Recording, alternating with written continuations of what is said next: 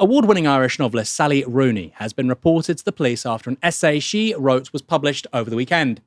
Writing in the Irish Times, Rooney stated that she will use the proceeds from her books and their BBC TV adaptations to support the recently proscribed direct action group Palestine Action. Here's an excerpt from that piece. If the British state considers this terrorism, then perhaps it should investigate the shady organisations that continue to promote my work and fund my activities, such as WH Smith and the BBC. And it didn't take long for the campaign against anti-Semitism to tweet that it had reported Rooney to UK counter-terror police. The campaign against anti-Semitism also told The Telegraph that it will pursue a private prosecution of Rooney if UK authorities fail to act. Where are they getting the money from? Where are they getting the money from to potentially curtail free speech in terms of criticising, effectively, the policies of a foreign entity, Israel? I know we're talking about Palestine Action, what it's done in the UK, but private prosecution, that doesn't sound like anti-Semitism. That sounds like something quite different. Palestine Action was prescribed on the 5th of July under the 2000 Terrorism Act, putting it in the same category as ISIS and Al-Qaeda. Being a member of or expressing support for the direct action group can carry a sentence of up to 14 years in prison. Since prescription, hundreds of peaceful protesters, including elderly and disabled people, have been arrested en masse under the 2000 Terrorism Act, most for holding signs like this. This morning, Lib Dem leader Ed Davey told BBC Breakfast that his party is troubled by those mass arrests. Here's what he went on to say. Do the Liberal Democrats agree that Palestine Action should be a proscribed organisation? Well, in the House of Commons, we abstained because we didn't think the government had made that case. We absolutely accept that criminal acts have happened against British military assets, and that's deeply worrying. And I'm willing to accept that there are things that the Home Secretary hasn't been able to unveil, but I'm afraid it's the job of a principled opposition to put pressure on the government to actually prove its case. And the government hasn't done that, which is why we took that action in Parliament. And it's why we're calling today, or have this week, for a review of the legislation. I think that's the principled and sensible and practical way of trying to deal with a difficult situation. This is the lady that wrote Normal People. It was like the romantic literature that you could not miss on the London Underground 5-10 years ago. What's going on, Tig? We're in the foothills of this story. How's it being received so far in Ireland? Well, we cleverly haven't prescribed Palestine Action as a terrorist organisation, so we're full up of our terrorist organisations over here, as you know, so we don't have room to add another one at the moment. We're just looking at the whole thing, just thinking it's just so ridiculous, and it feels like Britain is descending into farce in its kind of commitment to protect Israel and Zionism at all costs. And I would never encourage anybody to break the law under any circumstances, and I mean that actually, because why should anyone be prosecuted for a ridiculous reason?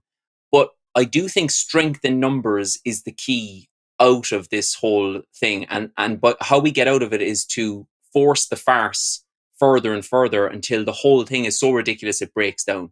So one example for that would be, people smarter than I would say that 500 arrests a couple of weekends ago, then 60 arrests. This is not sustainable. If people keep getting arrested, there's nowhere to put them, and the judicial system in Britain will break down.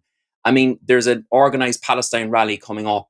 Again, I would never say that people should do this, but imagine if the minimum 80,000 people all had I Support Palestine Action t-shirts underneath their jumpers or jackets. For me, epitomises how the West generally, but maybe particularly Britain, is losing its mind and its soul in this, I think, completely pointless, futile attempt to save Israel from itself. I mean, I was going to say that's all quite absurd.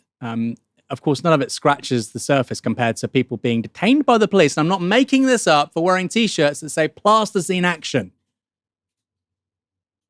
And I think you're right. This isn't just about the country looking ridiculous. It's about the soul of the country. It's about the soul of the country. And it's losing its soul. If you're now saying to foreign writers, and of course Sally Rooney is based overseas, therefore if she stays at home, she can't be arrested for this.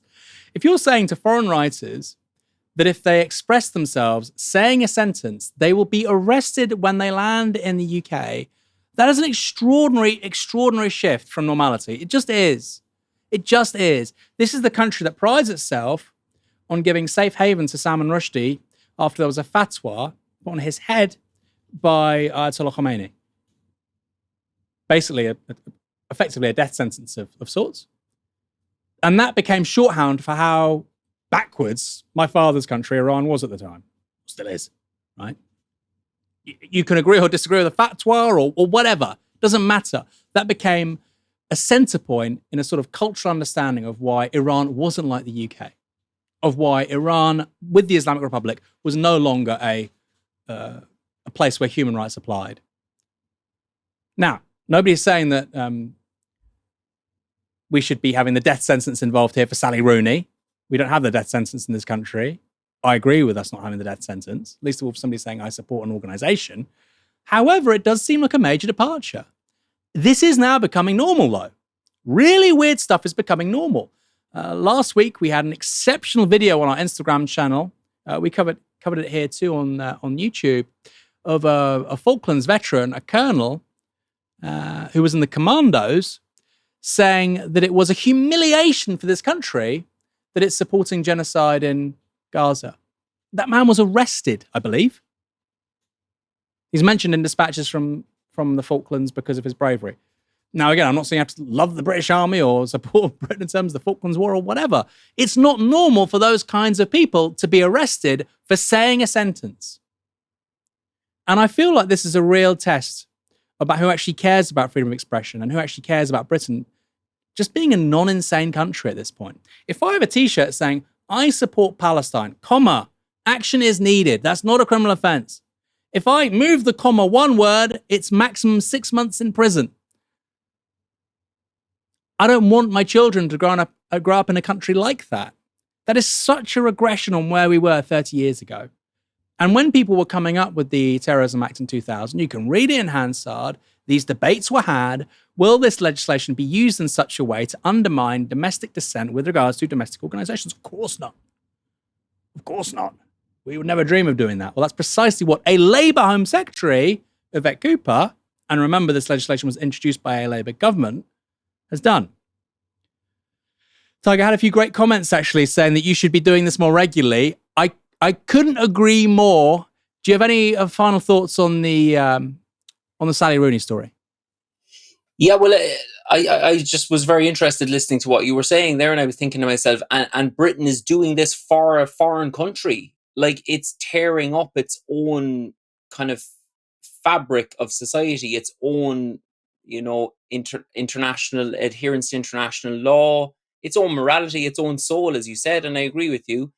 And it's not for itself. The government is not trying to protect itself. It's trying to protect another government. Like, it reminds me of the Bob Dylan Glastonbury fiasco, where shock horror punk band did something a bit punk-ish in a field, and the whole British establishment lost its mind. Whereas Bob Dylan was writing lyrics about the Queen and telling her to go do this and that and other to herself for years, totally anti-establishment, anti-British authority. Not a peep. Nobody had any interest or problem with them whatsoever. But the moment that they spoke out against Israel, they were done. They were toast. So I just wonder, where are the British patriots? Where are the Tommy Robinson-isms? Well, obviously, Tommy Robinson has got vested interest in this because of his attachment to Israel. But if I was a British first guy, if I was a British Army guy, I'd be saying, why are we selling our souls? Why are we selling out what we supposedly value for this foreign entity that doesn't give a shit about us? So I call on the British nationalists. You traditionally have a great relationship with them, as you can imagine, to stand up and fight to take their country back from Tel Aviv rule. It's a great point. We talked about this, I think, last week.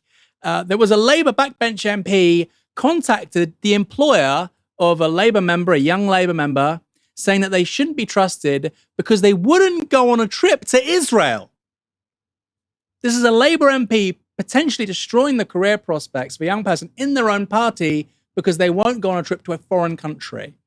Now, if I heard that in a foreign country, right? If somebody said to me, in Italy, there was this MP that did this because the kid wouldn't go on a trip to Israel, I would just presume the MP is an intelligence asset for Israel. I would just presume that.